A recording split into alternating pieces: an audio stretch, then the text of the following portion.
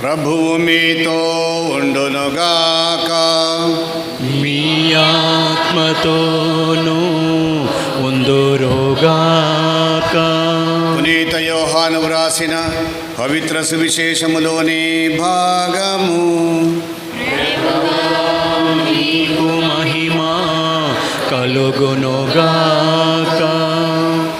యోహాను శుభవార్త 14వ అధ్యాయము 15వ వచనము నుండి 16 వరకు మరియు 23 నుండి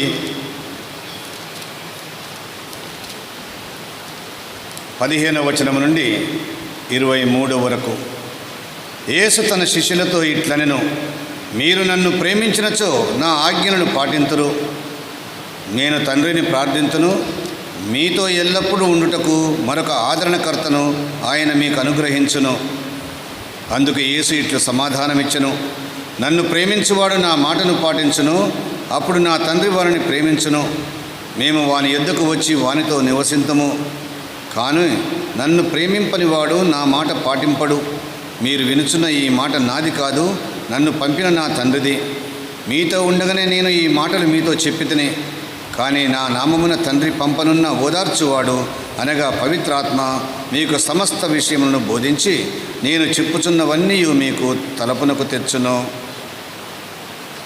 ఇది క్రీస్తు సువిశేషము. క్రీస్తు స్తుతి కలుగును.